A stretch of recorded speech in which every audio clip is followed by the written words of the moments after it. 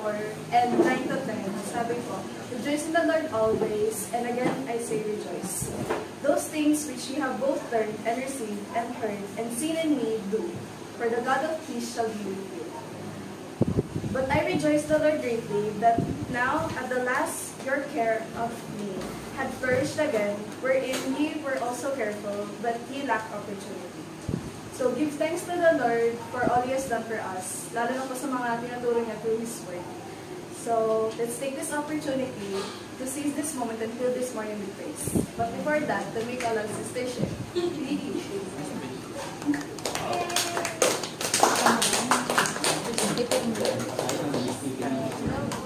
Hello po.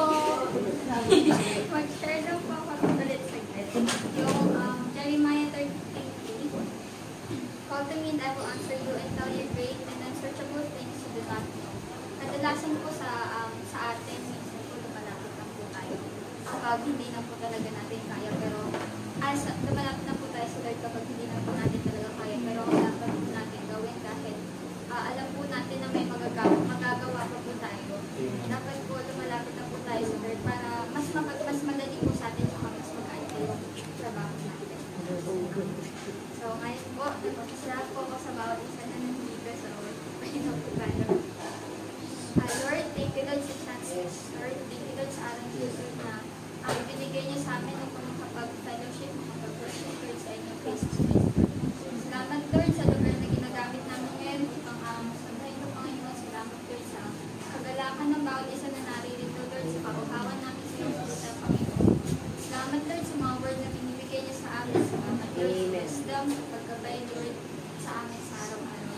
Noon, hihiling po namin na samahan niyo po kami sa mga oras na ito Lord, na gabayan niyo po kami Lord, na samahan niyo po kami Lord sa mga natatanggap namin mga salita niyo Panginoon. Gabayan niyo po kami Lord na sa pagpapakinig po namin sa salitang isi-share ni Ate Zoe Panginoon, na may apply po namin po sa buhay namin at magamit niyo po kami bilang tool Lord na ibahagi namin sa ibang salita niyo Panginoon. Salamat Lord sa araw-araw na ibinibigay niyo sa amin. Salamat Lord sa kalakasan Lord, sa mga biyaya na ibinibigay niyo sa amin Lord. Salamat Lord sa mga salita niyo pinangahawakan namin sa araw-araw Lord. And Lord, you declare Lord, Psalm 23, even if walk in darkness path, will not be afraid Lord, for you are with us Panginoon. Salamat Lord sa pagmabay sa amin sa araw-araw. In Jesus' name we pray. Amen.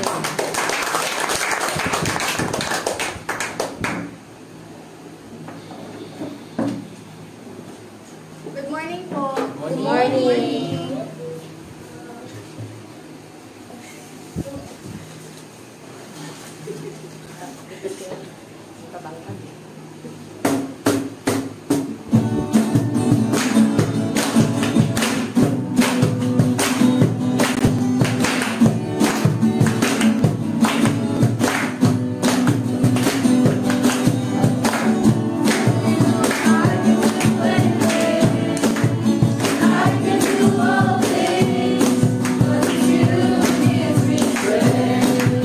Nothing is impossible.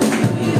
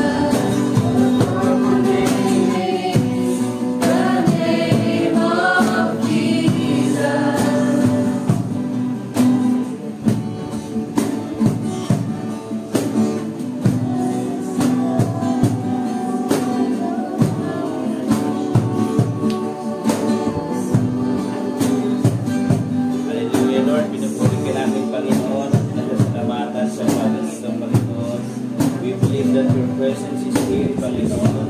At magkaisa kami, Panginoon, na patuloy ka sambahin sa Espiritu at katotohanan, Panginoon.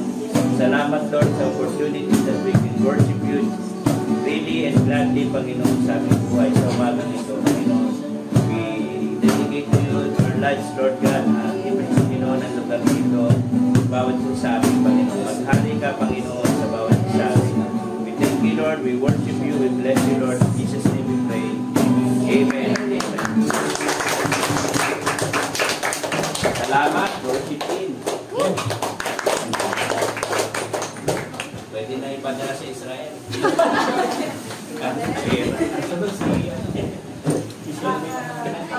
Talaga rin. Praise and worship ngayon. Yes. So, welcome ko lang po yung speaker po natin today, si Sister Zoe. Yay!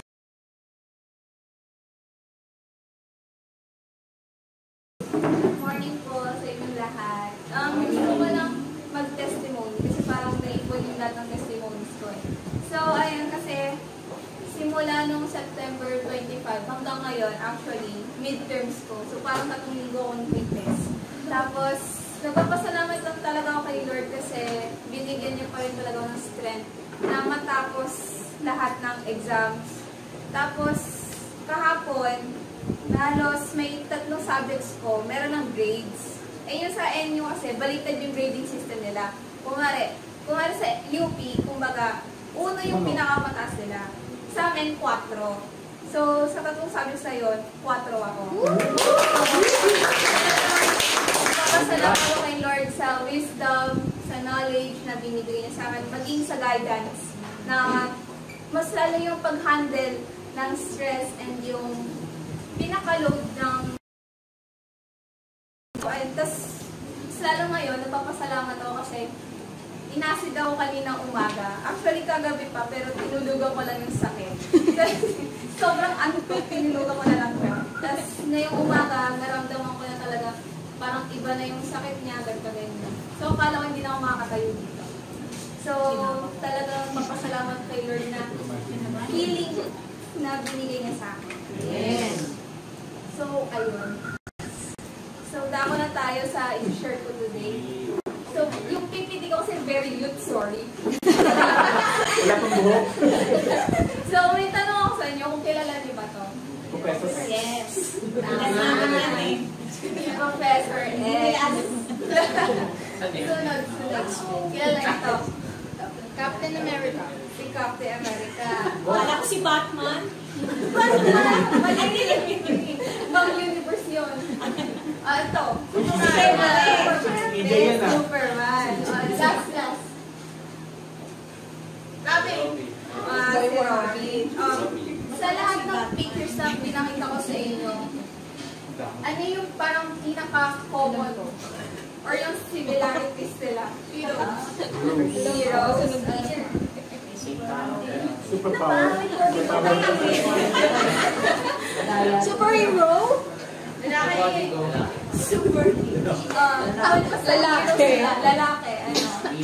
Ano sila, Amerikano? Bakit ko alam? So, lahat sila leaders. Si Professor X, leader siya ng X-Men. Si Captain America, leader siya ng Avengers. Superman, di ba si Iron Man? Dalawa sila, pero mas gusto si Captain America. Tapos si Superman, leader ng Justice League. Si Robin, leader ng Teen Titans. Akala ko si Batman. Ay, naku. So, meron akong tanong. Kayo ba, believe ba kayo sa sarili niyo, kaya niyong bagay leaders? Mas lalo sa mga youth, kumari, di ba, sa classroom, may mga makikilala kayong mas matalino, mas magaling. Siyempre, kapag may grouping, naging kagrupo mo mga yun, automatic, sila na agad yung leader, di ba? Sila na agad yung pipiliin ng leader kasi mas magaling sila, mas matalino. So, kapag kayo, hindi nyo naging kagrupo yung mga yun, kumari, mga simpleng tao lang kayo. Yun na lang. Mga simpleng tao na lang kayo. Pagkakagrupo kayo. Ikaw ba sa sarili mo, kaya mo bang maging leader? Tumayong maging leader sa grupo niyo? Yes. Oh, siyempre. Kapag kaya natin, doon natin, kaya, kailangan natin i-awaken yung pinaka-leadership. So, yung tinuro ni Pastora, maging sa discipleship noon, tapos yung tinuro niya nung last week, yung re-identify ourselves. So, si Pastora, merong 4 na points na shinare sa atin. Yung una is yung, I am a former sinner and a former sick person in need of salvation and God's healing touch in body and in soul. So, pangalawa, I am called by the Lord and I respond rightly to His call. Tapos pangatlo is, I am a believer awaiting God's promises to fulfill in my lifetime or in the next generation to come. Tapos ang panghuli, I am an overcomer. So, kapag hindi pa rin natin ma-identify yung parang pinaka-identity natin kay Kristo, may hirapan tayong malaman yung pinaka-purpose or yung ma-awaken mismo yung leadership sa atin. So, yung pinaka-topic ko ngayon is tungo sa awakening the leader. Ito yung tinaturo ni Pastor Wilbert noon sa ABG. So, pray muna tayo. Yes, Lord, hallelujah. Jesus, we thank you, Lord, for this day, O Lord. Patuloy niyo po ang buksan ng aming puso't isipan, O Lord, para matanggap po yung mga salita, O Lord. Salamat, O Lord, sa wisdom, O Lord, and sa knowledge, O Lord, na ibibigay niyo po sa amin. Salamat, O Lord, na patuloy niyo po i-bless, O Lord, ang bawat isang narito, O Lord Jesus. Salamat, O Lord. In Jesus' name we pray. Amen. So, sa awakening the leader niyo, may mga important points tayong kailangan malaman. So, una is yung man was created a leader. So, dito, sa man was created a leader, sabi ni Pastor Wilbert na the fact that you were born is already oh no akasa. So, yung sabi ni Pastor Wilbert, the fact that you were born is already a testimony that you are a winning leader. So, pinaka-example dito na palagi natin naririnig is yung self-fertilization. Yung pag-meet ng egg cell tapos ng sperm cell. Yun yung parang sa atin, yun yung first race natin, tapos yun yung una rin na palunan natin karera. So kasi kapag hindi ka nanalo doon, dapat wala ka na dito. Hindi ka mabubuhay sa mundo to. So, ikaw yung nakapag-meet, yung sperm cell, siya yung nakapag-meet sa egg cell. Ibig sabihin, merong mabubuong baby. Yun yung self-fertilization. Kaya sinabi dito na you are a winning. Ikaw yung nanalo sa race na yun. Kaya nabubuhay ka dito sa mundo ito. One in a billion. Yes. So, ngayon kasi, sabi diba, man was created a leader. Maraming tao kasi na iniisip, paano yung mga yung difference ng natural born leader, mga born leaders, tas yung mga trained leaders. So, nag-research ako. Nag-research ako tungkol sa mga makikita ng natural born leaders sa Bible. So, madali raw ma-distinguish sa Bible yung mga leaders. Pero yung natural born leaders raw, medyo mahirap raw. So, sa nakita ko, halos dalawa lang yung natural born, mga tinutukoy na natural born leaders. So, una daw, si Samuel. Sabi dyan, Samuel grew up under the tutelage of Eli. So, ibig sabihin pala ng tutelage is, protection or authority. But must have started with some pretty strong leadership skills to overcome the weakness of Eli's mentorship as demonstrated by his wayward son. So, alam naman natin yung kwento tungkol sa dalawa niyang anak. So, makita natin yun sa 1 Samuel 2 verses 12-20. Pwede po bang pakibasa? Now the sons of Eli were scoundrels who had no respect for the Lord or for their duties as priests. Whenever anyone offered a sacrifice, Eli's sons would send over a servant with a 3-pronged fork. While the meat of the sacrificed animal was still boiling, the servant would stick the fork into the pot and demand that whatever it brought up be given to Eli's sons. All the Israelites who came to worship as idol were treated this way. Sometimes the servant would come even before the animal's fat and give burnt on the altar. He would demand raw meat before it had been boiled so that it could be used for roasting. The man offering the sacrifice might reply, "Take as much as you want, but the fat must be burned first." Then the servant would demand, "No, give it to me now, or I'll take it by force." So the sin of these young men was very serious in the Lord's sight, for they treated the Lord's offering with them. But Samuel, though he was only a boy, served the Lord. He wore a linen garment like a priest. So, dyan sa verse na yan, makikita natin yung wicked things na ginawa ng mga anak ni Eli. So, si Eli kasi parang na-feel niya i-discipline yung mga anak niya. Yun yung parang pinaka pagkukulang niya or yung weakness niya sa priesthood niya. Kaya ang nangyari is, nabutol yung line of priesthood kay Eli. Tapos, alam naman natin, kilala naman natin si Samuel na siya yung nag-appoint or nag-anoint sa magiging first king ng Israel, kay Saul. Tapos, siya rin yung nag-anoint kay David. So, ang pangalawa na tinuturing na natural-born leader sa Bible is si Deborah. So, si Deborah, sabi, the fourth of 15 judges in the days before Israel had a king was a strong woman of God. So, makita natin yung kwento niya sa Judges 4, verses 4 to 10. Sabi, growing up in a patriarchal society, it's likely she didn't receive much leadership training, and so she must have drawn on her natural-born skills as well. Pag sinabi kasi sa patriarchal society, ito yung general structure na yung parang mas may power yung men kaysa sa mga babae. Kumbaga, nandito yung mga opportunities, lahat-lahat sa lalaki muna. Wala masyadong sa babae nun. Yung kwento ni Deborah, kung hindi nyo po alam, siya yung si Barak ata sa pagkakalala. Si Barak siya na na parang kinausap niya si get my código. Sabi dito, si Deborah raw isang judge, tapos wise and help the people to solve their problems. Siya yung nagsabi kay Barak na parang sinasabihan siya ni Lord na siya yung gagamitin para matalo nila yung kalaban na si Sisera. So, sabi ni Barak, hindi raw siya susugod doon. Hindi niya kakalabanin yun unless na sumama si Deborah. Which is sumama naman si Deborah, tapos tatalo nila yung Sisera, tapos pero yung army pala ni Sisera muna natalo nila. Kasi si Sisera mismo, parang nagtago pa siya sa tent ni Jael. Tapos doon siya pinatay ni Jael mismo. So, makita natin si Deborah, tinuturing din siyang most influential woman sa Bible. Tapos, siya rin yung pinaka-only judge sa only woman judge pala.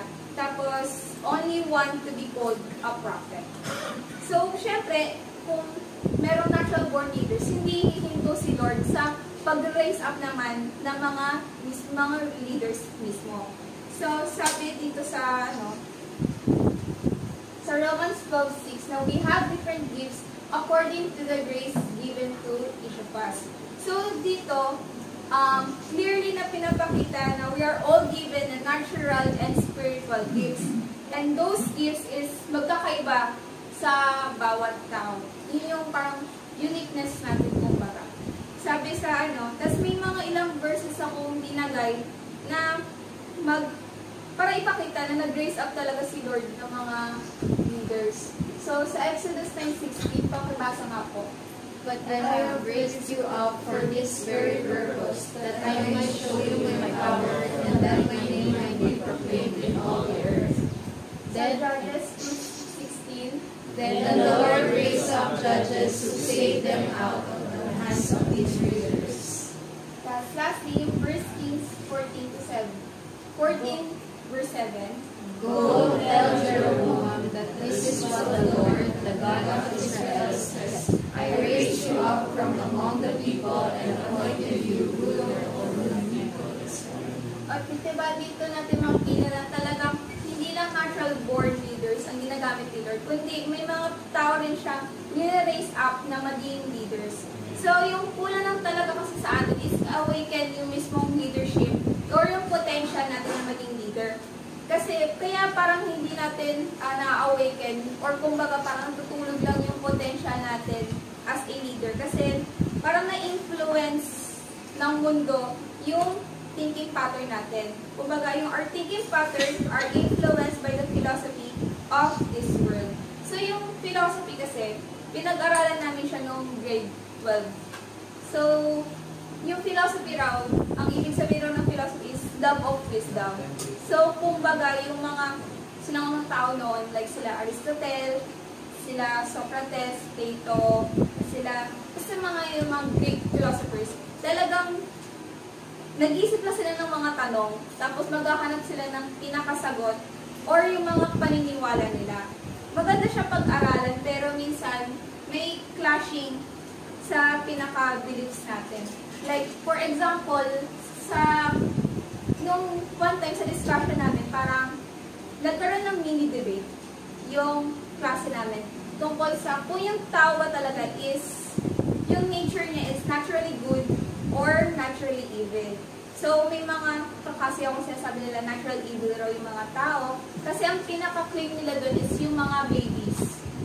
Kasi yung mga babies raw kasi parang may greediness sa nila, diba? Kumari, kapag hindi mo lang binigay yung pinakagusto nila, iiyak sila, magwawala. So, yun daw parang pinapakita na may pagka-greed na agad yung tao. And, tas, parang walang masyadong atang nag-claim sa amin na naturally good yung tao. Kasi, nag-discuss ng teachers namin yung mga claims ng mga unang tao, mga philosophers ng unang tao na kumbaga kung naturally good ba yung tao or yung naturally evil. Yung mga claims daw nila is dahilan sa mga environment or yung pinaka-ira na buhay nila nun. Kasi, kumari, may mga tao na naturally evil rin yung tao. Doon raw yung parang mga tao na nabuhay nung war. So, parang may mga pag-iisip sila na greedy na sila sa power, greedy na sila sa lahat ng bagay na ma-conquer nila yung isang place na yun or ganito. So, yung kapag yung sinasabi nila yung unang tao raw, yung is naturally good. Sinasabi nila na nabuhay raw siya nung peace na. Na doon na yung nag-change ng eras, pero may acceptance na kumbaga. So, yung mga claims nila nun, kayo ba, alam niyo ba kung ano talagang nature ng tao? Good. Good.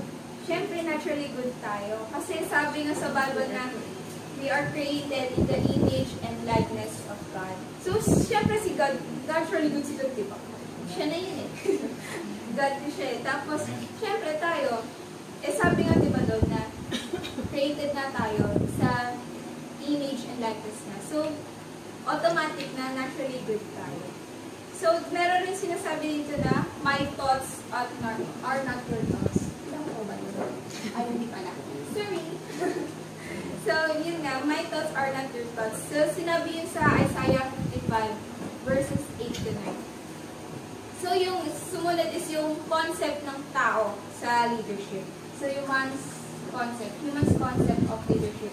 So, una dyan is yung power. Kasi pag sinabing power, ito yung ability to control people, resources, and events. Dito yung parang gusto mag-dominate ng isang tao sa ganitong tao. Parang may ganong nature yung tao. Gusto nila lang makontrol mismo yung lahat ng bagay. Dahil sa business nilang naging leader, ganyan. Tapos, kumari, may instances na wala ka masyadong influence sa ganitong tao. Wala ka masyadong ganitong, parang power na mismo. Wala kang ganitong masyadong power. Madali kang malabel as insignificant. Kasi kung ang tingin lang sa'yo, mababa lang, or yung mga parang walang say. Yeah. Basta yung ganun, yung madali kayong ma-label as insignificant. So, yung iibahin natin yung concept nito. So, mag-focus tayo dun sa ito pala, dito pala sila. So, yung God's concept of leadership. So, una dyan is yung everyone is a leader in his area of functioning. So, dito sa 1 Corinthians 12, verses 12 to 26. So, ako na magbabasa. So, just as body Though one has many parts, but all its many parts from one body, so it is with Christ. For we were all baptized by one Spirit, so as to form one body, whether Jews or Gentiles, slave or free, and we were all given the one Spirit to drink. Even so, the body is not made up of one part, but of many. So dito, nakahalintulad tayo sa katawan natin mismo. So, yan, sabi, dito na lang ako bata. So if the ear should say, because I am not an eye, I do not belong to the body, it would not for that reason stop being of the parts of the body. If the whole body were an eye, where would the sense of hearing be? If the whole body were an ear, where should the sense of smell be? But in fact, God has placed the parts in the body, every one of them just as He wanted to be. If there were all one part, where would the body be? As it is, there are many parts, but one body. The eye cannot say to the hand, I don't need you, and the head cannot say to the feet, I don't need you. So dito, sinasabi dito na kahit maliit lang yung function mo, kailangan ka pa rin. So, pinaka-example dito, ay yung nararanasan kong example is kapag sa groupings. Sa mga research, kumbaga, ayan, research. Sa research kasi, ilang years akong naging leader doon. Mahirap siya, syempre, kasi may mga times na may mga kagrupo kang walang ambag. Walang, mga pabuhat, kumbaga. Pero kasi, kahit yung role mo lang sa grupo is taga-print, sobrang laki na ng tulong yon. Kasi may mga times na mga taga-print, malaking tulong na rin yun. Kasi may mga instances na bigla ang magpapasa ng paper or proposal. Siyempre, tapos hindi pa available yung iba kasi walang printer, ganyan. So, malaking tulong na rin yun na ikaw na mismo ang magpiprint. Kahit ilang copies yun, magpiprint ka. Tapos, siyempre, pag sa gano'n, hindi lang dapat doon lang ang ambag mo. Ambag ka rin sa paper. Ganun yun. Tapos, yung sa mga sa mga simple groupings, kumbaga, may nakita kasi ako parang nagkwento na parang insecure daw siya sa grupo niya kasi puro ang dami nilang nagawa, ganyan. Like yung talaga nakikita ng mga tao yung ambag niya. Ambag nila. Kasi siya, parang ambag niya lang is ideas. Sabi niya, gusto daw niya pa tumulong. Pero nag-assure naman yung groupings niya, sobrang laki ng tulong yung pagbibigay niya ng ideas. Kasi sa ideas pa lang, doon pa lang makuha yung parang pinaka-content. Tapos yung parang pinaka-pillar na magiging project. Tapos, kapag hindi natin kasi naiintindihan ito na hindi tayo naniniwala na kahit yung role mo is maliit lang, we tend to settle for less. Hindi natin ma-fulfill yung pinaka-calling natin as leaders. So, dapat think like God thinks. So, yung pangalawa is yung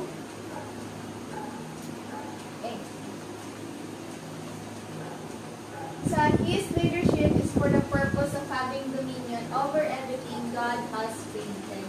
So, dito, sa Genesis 1 verses 26, mabasa po.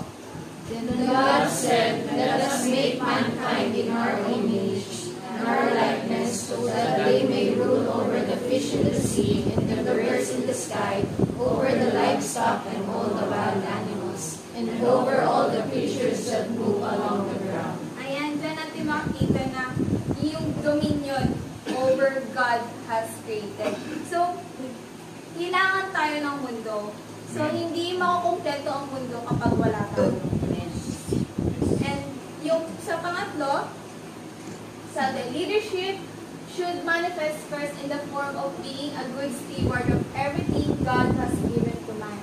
So, ito yung mga binigay. So, time. So, ginagamit ba natin yung time natin wisely or tama? So, so, sa time, kumare, marami kang gagawin. Haba ng to-do list mo. Sobrang haba. Uy, iba na ako. Tapos, ang ginawa mo lang, naglaro, natulog. Kasi sabi mo, pahinga first. Ganon. power nap, tapos nagising 5 hours sa tulog mo. Ganon. So, tama ba yung paggamit ng phone natin? Siyempre, hindi. Joke lang, Bek. Nagbago na yan. Oo nga, nagbago na ito. Nice one. Tapos, pangalawa, sa strength, yung talent or yung skill. Sa talent or skill, gagawin natin to para sa ministry natin to serve the Lord. Kung ginagamit pa natin sa tama yung talent or yung skills na meron tayo. Tapos, syempre, hindi tayo mag-settle for less. Hanggang doon lang tayo sa talent or skills na yan.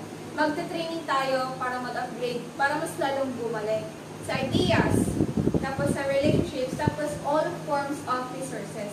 So sabi nga, we will not be the one who will borrow, but the one who will lend. So ganun yung natin, yung stewardship na gusto ni Lord sa atin. So lastly, sa God's concept, yung leadership is essential to fulfill man's dominion mandate. So, marami kasing Christian na hindi nila na-discover yung full potential nila kasi yung leadership within them nakaka-hibernate, tulog, hindi magising-gising. So, may mga ibang truths. Sabi, the bird doesn't need to enroll in a flying school to learn how to fly. Kumbaga, birds na, kapag baby pa lang sila, hinahagas lang sila ng magulang nila parang lumipad eh. So, yung ganun na yung sa fish. Fish doesn't need to attend the swimming lesson to learn how to swim. So, kapag kailangan pa nilang matutong mag-swim, edi sana nalulod na sila. Una pa lang nalulod na sila. So, ganun din sa atin. Man was created with the ability to lead. All he needs to do is to discover and awaken it.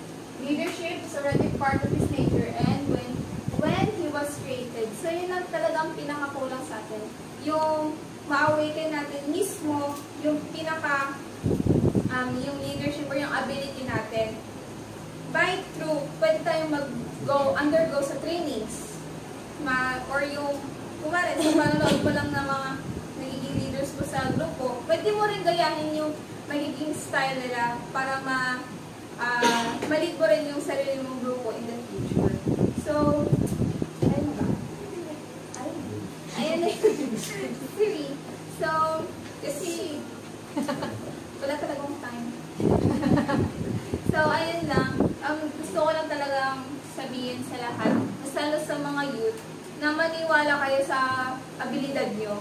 Hindi lang sa abilidad nyo, sa sarili nyo, na kaya nyong mag-lead. Kasi walang tatayo wala kayong tatayo kung hindi kayo tatayo. Dapat tumayo. Let's go. Represent. Mag-represent tayo. Ayun lang. Amen.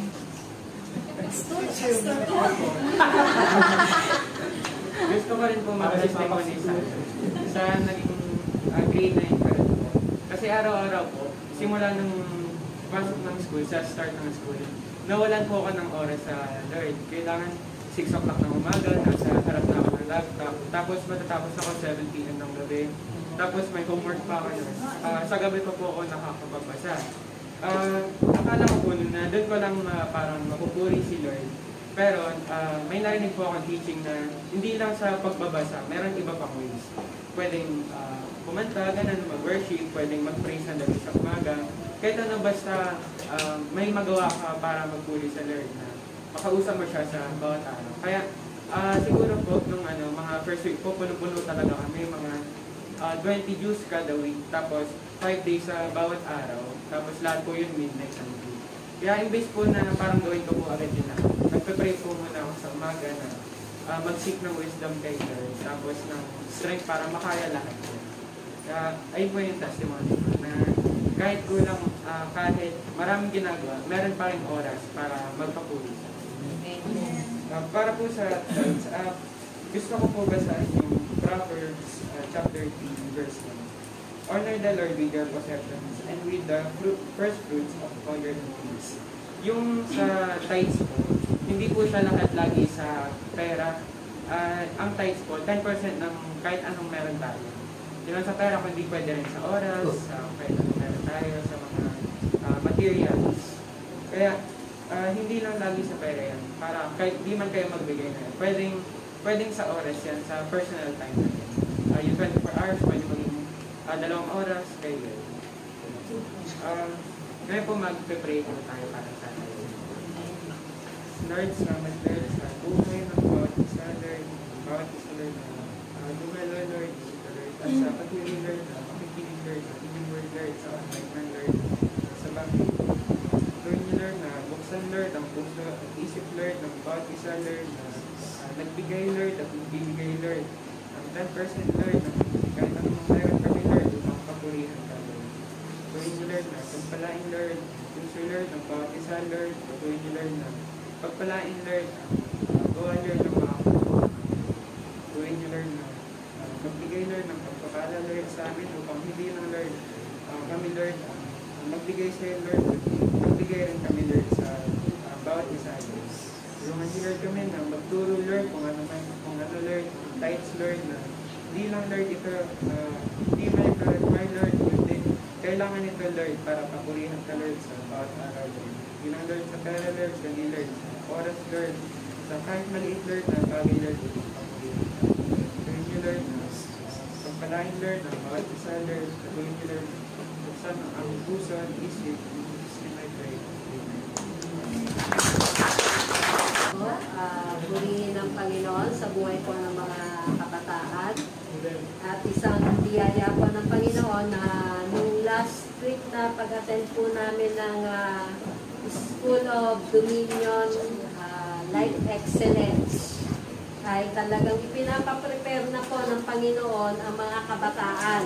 Kumbaga, kung ano man yung matatapos namin ngayon, natapos ng mga leaders before, matatapos ngayon, ay talagang pinapaprepare na po ang mga kabataan para po sa kanilang pagtayo. At salamat po sa na may mga makakasamang kabataan ngayon para sila po yung personal na makatanggap.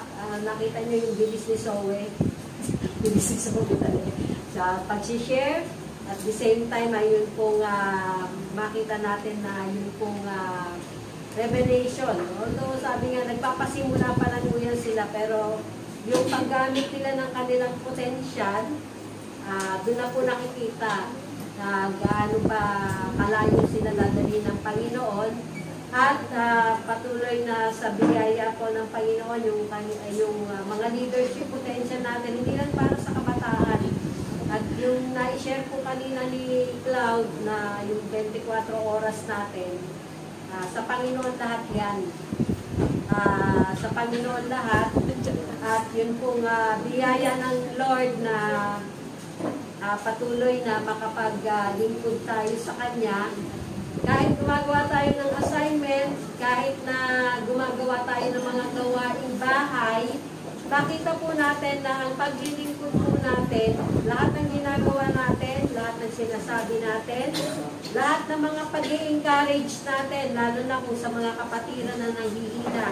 Kanina po ay kasama sa naging sa pag-sharing po namin, sabi ko nga, ang church natin, hindi lang mga yung mga pangbaguhan. Okay? Kundi even dun sa mga nagsasabing Kristiyano na sila, pero mas malakas or mas matibay yung pagkatanggap mo ng salita ng Panginoon, ng mga values and principles na ipinamumuhay mo at nakikita sa iyo, ay nakita po natin na makakapagbigay tayo ng lakas sa iba. Pero huwag niyong aayahin na pumunta na dito. Huwag po tayong ano tawag doon? Maminirata. Magpapalakas na tayo, pero huwag mo tayo maminirata. Palakasin nyo lang. Okay? Patuloy na i-encourage na magpatuloy sa Panginoon. At yung mga kabataan mo ngayon, makikita natin na marami pa silang pagdadaanan upang yung kanilang mga potential, mga skills and talents ay makita po natin na magiging gagamit-gamit sa Panginoon. Marami pa pong pinapakabot ang Panginoon at makita po natin na yung pong paano po tayo naligtas at binigyan ng mga kakayahan na ng Panginoon, yung pong pagpapalago nun at patuloy na paglalim natin sa pagkakilala sa Panginoon. Mga pagbabago ng mga pamamaraan na kung paano na yun pong yung ating pagbibigay ng oras, tamang oras, upang makadalo ng sama-sama, upang patuloy na maluwalhati siya even sa ating pagdalo, at patuloy po na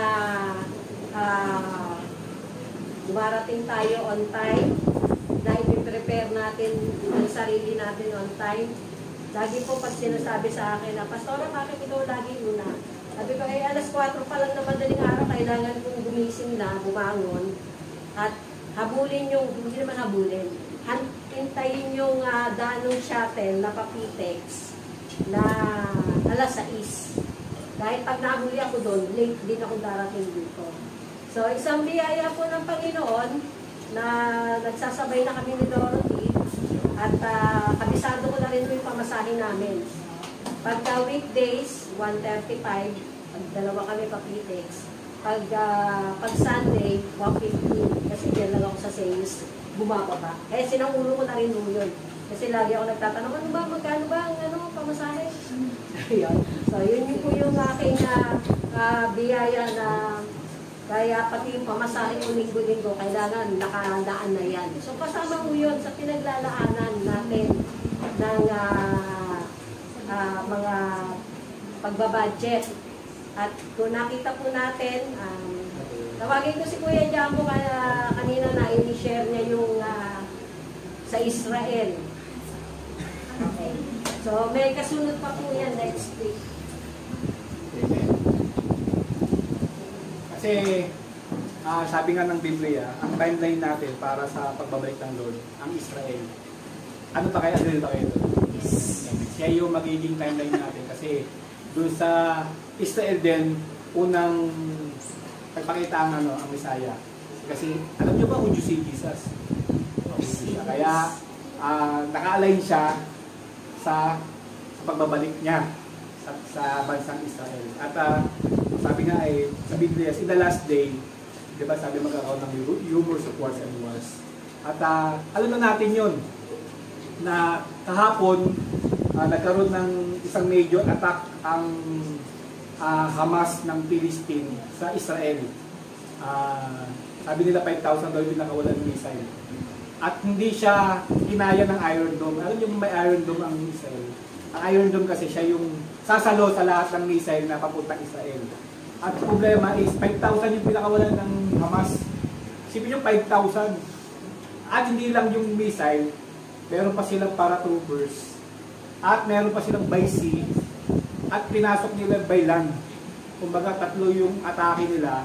At nagulandang yung Israel dahil una-una, hindi rin nila na-anticipate. Alam nila meron threat, pero hindi nila na-anticipate yung ganong klaseng kalaking paglusob sa kanila. At yung nga, napasok sila, 500 kagad yung yung injuries, at 22 kagad yung patay. Hindi pa nila maakal kung ilan yung nakidnap, kasi may kinidnap pa. Dinala siya sa Gaza, sa Palestine. At ngayon, ang sabi ng Israel, wrong move daw yung ginawa ng Hamas. At it will open the floodgates of hell. Bubuksan daw nila ang pintuan ng impyerno para sa mga Hamas. Sabihin mo talaga, meron silang gagawin. Kumbaga, magkakaroon ng conflict na pwedeng makaapekto kahit sa civilian ng Palestine. Kasi habulin nila yung citizen nila, hindi sila papayag na may makikidnap na citizen nila. At alam mo naman ang Israel, they have the right to defend themselves. Pakita natin doon na yung timeline, at ngayon sabi ko, yung timeline ng pagbabalik ng Lord, nakikita na natin. Sabi sa Biblia, sabi niya, ang pagbalik daw ng Lord is katulad ng isang magnanakaw. Agree ba kayo doon? Sabi, magnanakaw sa hindi nagbabantay. Hindi tayo nagbabantay. magugulat tayo, katulad ng mag-aapitin tayo, katulad ng magnanakaw. Pero, pag tayo ay nagbabantay, alam natin kung kailan dadating yung magnanakaw. Sigising tayo, nagbabantay tayo. Kaya, kung nagbabantay tayo, makikita na natin yung mga sign. Kaya nga sabi ng Lord, di ba? There will be a sign sa aking pagbabalik. Kaya maging mapanuri tayo kung ano yung mga sign na binibigay ng Lord para makita natin yung kanyang pagbabalik. Amen. Makita natin yung mga sign. At naniniwala ako na ibinigay ito sa mga anak niya. Niwala ba kayo yung sign? Kasi every time na ang Lord may gagawin sa isang lugar, pinapaalam niya sa leader niya. Diba? Yung Sodom at Gomorrah. Hindi naman niya binagsak yung Sodom at Gomorrah. Ginamit niya sino ba ginamit niya? Abraham. Diba? Si Abraham ginamit niya. Diba? Kipag-bargain pa nga si Abraham. Yung sisirain ng Ninive. Diba? Hindi naman niya sinabi, sisirain ka ng Ninive. Ginamit niya si Jonah. Ayun, sa pagbabalik niya, hindi naman siyang babalik ng walang paalam. Sasabihin niya sa kanyang simbahan, sa kanyang church. At kailangan ng church, open-minded tayo kung ano yung mga makikita natin sa last day ng pagbabalik ng Lord. At ayun ang isi-share natin next week. Huwag kayo matatakot kasi pag nilibig natin last week, Lord, anda ba? Dapat, Lord, excited na ako. Amen. Sasabihin natin yung, diba ang isang bride, diba, bride tayo, excited siya pag parating na ang kanyang papalasahan. Hindi siya takot, excited siya. Kaya kailangan maging excited tayo sa pagbabalik na natin. Amen. Maging wise tayo, katulad ng mga virgins.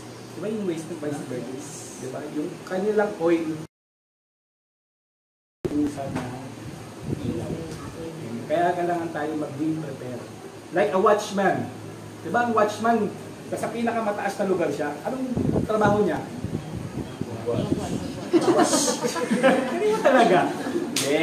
Kasi, kaya siya sa pinakamataas, para malayo pa nakikita niya na kung may dadating na kaaway.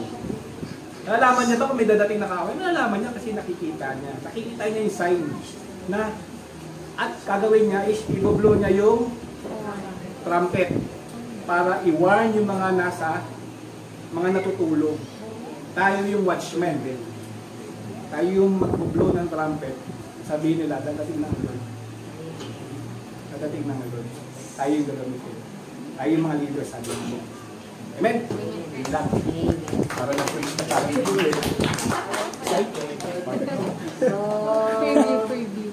Maging handa po ang bawat isa, lalo na sa darating na linggo. Yung po ay paghandaan ni Kuya Jambo. Yan yung mga share ni Zoe dito patungkol sa mga philosopher at mga scientists, mga researcher. Yan. So, makita po natin na ang biyaya ng Panginoon sa ating mga kabataan. Sabi ko nga Panginoon, kung kukunin mo man ako, payapa naman ako na may kasunod na. Merong susunod. Okay. Pero hindi pa naman ako kukunin. Nandang ko ayusin. Okay. Marami pang iaayos. At sa biyaya po ng Panginoon, kung paano nga po na yung sabi nga si Jeremiah, nakita niya na after yung 70 years ng captivity ng Israel, so alam na niya yung timeline kung kailan sila palalayain. Dahil nabasa niya at kinangkin niya at alam niya magbasa.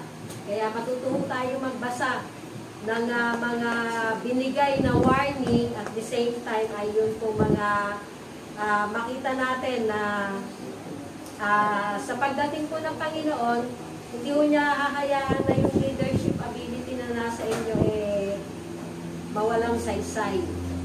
Kundi gusto na po niya gamitin natin ng bawat isa sa atin at patuloy na abutin yung mga taong nangangailangan ng kanyang presensya, ng kanya pong pagmamahal at kaligtasan. So, sa oras po ito, sa ating pagtatapos, salamat po. Mamaya may mga makakasamang kabataan sa TCU. Last week po ay nasa 500 plus yung umaten sa Villa Salud. At medyo lumampas po kami sa oras dahil na-late na dating si Senator Cayetano. At ito mag-asawang ito, nasabi ko na andun na katabi na eh. Picture kayo! Ayoko, ito mo tsura namin. Bakit naman naman, nakatero naman kayo na mga pambihirang pagkakataon yun. At ako yung picture ko nakatabi si Senator, hindi ko pa nakikita kasi parang hindi nag-share yung mga yan. Kaya sabi, tanong nga mo niya bakit maraming camera? O maraming mga cellphone? Bakit marami? Wala akong sumagot. Kasi yung iba ayaw mag-share. Kaya yun yung ano nun. Picture ng picture, pero hindi share. Kaya hindi ko pa nakita yung picture namin na katabi ko siya. Yan, sa stage. O, yun po yung ano, kasi may hindi man ako magpa-picture na hindi naman yung cellphone ko yung hawak. Yun. So, mamaya po, alas 3 ng madaling alas 3 ng hapon. Yan. Naunang umuwi sa akin si Dorothy nung linggo. Dahil ginabi na kami ng uwi. Pero isang biyaya po ng Panginoon, napakaganda. At gusto ko po na yung mga kabataan yung makasalo. Kabataan, yung couple, yung professional, patuloy pong makasalo. Dahil, although nasasalo namin, kaya bago namin maisalin sa inyo, nire-review ko pa lang yung tinanggap ko noong linggo. Ito Lord, mas mabibigat ito ngayon. 4 na linggo ho yan hanggang 22. Bago dalhin ni Pastor Wilbert sa probinsya. So, libre ho ngayon. Kasi sa probinsya may registration na sila na 300, 500, yun. Dito na sa NCR at mga katabi, yung pong libre. Kaya kung makakasama po kayo, may time kayo, basta may baon lang kayo. Baong pamasahe at baong pagkain, dahil wala naman yung libreng kape doon. Okay? So, magbaon mo kayo kung kayo po ay sasama. 3 o'clock po, bago ang pagbunta po doon. Bago mag 3 o'clock. Kasi mahirap pumaling, lalo na pag may dalang sasakyan. Pupwesto ka doon sa mauna kang aalis. Kasi kung hindi naka-flash sa screen, driver of ganitong sasakyan. Ibig sabihin, may aalis na kailangan alisin mo. So, sa ating pong pagtatapos, tayo pong lahat ay tumayo. At sama-sama po tayong manalangin sa oras na to. Pinupuri, pinululuwalhati ka na namin, Panginoon, sa buhay po ng mga kabataan. Salamat, O Diyos na banal, na patuloy na kanilang tinanggap ang potensyal nila bilang mga leader. At dalangin ko po, Panginoon, na yung trainable heart and spirit ay makita mo po sa bawat isa sa kanila. And I pray, Lord, na wag po silang umasa sa kanilang sariling kakayanan lamang, kundi sa presensya mo, Panginoon, higit lalo, upang sila ay magamit, Panginoon, sa paraan na gusto mo, O Diyos na banal. Dalangin ko po ang behavior and attitude, Panginoon, na makita mo sa kanila ang godly behavior, Panginoon. At dalangin ko, O Diyos na banal, na higit po na ang presensya mo ang sumakanila every time na sila po ay gagawa at patuloy po na gagawin ang iyong kalooban. Thank you, Father God. Makita po nila ang kakayanan mo sa kanila. Hindi yung sarili nilang kakayanan lamang, kundi yung kakayanan mo na inilagay sa kanila at sa bawat isa sa amin na patuloy mong ginagamit upang abutin, O Lord, ang mga tao, Panginoon, na nangangailangan sa iyong presensya. And I pray, Father God, as a church, Panginoon, patuloy po namin nilalapit ang mga kapatiran, Panginoon, na nasa may pinagdaraan ng karamdaman. Salamat, Panginoon, sa lakas ng pananampalataya. Salamat sa tibay, Panginoon, ng kanila pong pag-asa sa iyo, na ikaw ang Diyos na nagpapagaling, ikaw ang Diyos na hindi nagpapabaya, Panginoon. At kung may mga bagay ka mang itinuturo, Lord, sa mga pangyayari na aming nararanasan, dalangin ko po, O Diyos, na patatagin mo ang aming pananampalataya. Huwag mawala ang aming pag-asa sa iyong salita, sa iyong mga pangako, Panginoon, dahil ikaw po ang nagsabi, O Lord, na hindi ka sinungaling, ano man ang pinangako mo, iyo pong tutuparin. At salamat, Lord, makita mo ang pananampalataya sa amin na hindi nagwe-waver, Panginoon, ano man ang mangyari. Salamat aming Ama sa langit, sa maliit o malaking bagay, kaya ka naming paniwalaan, Panginoon. And according, Panginoon, sa level ng aming pananampalataya, ganun mo po ipagkakaloob sa amin ang aming mga pangangailangan. Salamat po, Panginoon, sa talino ng mga kabataan at dalangin ko sa iyo nila ibigay ang glory every time na sila po ay makaka-receive ng anumang acknowledgement sa kanilang mga guro, sa kanilang mga kaklase. And every time, Panginoon, nagagamitin mo sila, Lord, sa mga groupings, dalangin ko po, Panginoon, huwag nilang makalimutan i-lead sa prayer ang kanilang grupo. Sa simpleng paraan, Panginoon, kaya mo po silang gamitin, O Diyos Tabanan, sa kanila pong domain. At dalangin ko po, Panginoon, na huwag po nilang ikahiya ang iyong salita at patuloy na patatagin, Panginoon, ang kanilang pananampalataya. Sa lahat ng may mga pangangailangan sa buhay, sa business, Panginoon, kagalingan sa pisikal na katawan, at ganun din sa emosyonal, Panginoon, dalangin ko po ang iyo pong healing touch upon each one of us, Panginoon. And thank you, Father God, na hindi po kami pagkukulangin sa lahat ng aming pangangailangan. Tunay, Lord, na ikaw po ay Diyos na nangako na bago pa man namin hingin, ay alam mo na, Panginoon. Gusto mo lamang, Panginoon, na makita na ikaw ang aming pinagtitiwalaan ng lahat ng aming pangangailangan. Yes, binigyan mo kami ng kalakasan. Yes, binigyan mo kami ng kakayanan. Pero hindi po kami aasa dito, kundi patuloy, Panginoon, sa guidance ng Banal na Espiritu, sa bawat hakbang na aming gagawin. At salamat aming Ama sa Langit sa wisdom, sa tamang pagbabudget. At salamat, Panginoon, na hindi po kami magkukulang sa mga bayarin, Panginoon. May pambayad kami lagi sa lahat ng mga payables, Panginoon, ng aming buhay. And thank you, Father God, hindi kami magnanakaw sa iyo. Dahil hindi ka natutuwa kung may nagnanakaw sa iyo, Panginoon. Wala kang makita sa iglesia mong magnanakaw, Panginoon. Dahil alam po namin, O Diyos, ikaw ang ninanakawan namin ng pleasure upang kami ay i-bless the way na gusto mo po kaming i-bless according sa aming kakayanan. Patuloy mo pong ipagkakaloob sa bawat isa, maging sa kabataan, maging sa mga bata, O Diyos, maging sa mga magulang, O Panginoon. Tunay, Lord, na ang pagmamahal, ang pagmamalasakit, at patuloy na pagtugon mo sa mga pangangailangan ng iyong mga anak, na tunay, Lord, na hindi na namin kailangang hingin, kundi if we continue to seek first your kingdom and your righteousness, then all these things shall be added unto us. Maliit or malaki, according sa measure ng faith na pinagkaloob mo po sa amin, yun ang matatanggap namin. Kaya nagpapasalamat po kami, Panginoon, at in every way and in any way, Panginoon, makita namin ang iyong kamay na patuloy na kumikilos, gumagawa every day of our lives, O God, na makita po namin at patuloy na ibalik sa iyo lagi ang glory, Panginoon, ang thanksgiving, ang gratitude, Lord, with a grateful heart, patuloy mong ibigay sa bawat isa sa amin. Thank you, Lord, sa kagalingan, Panginoon, ng Kantimbuhan Family.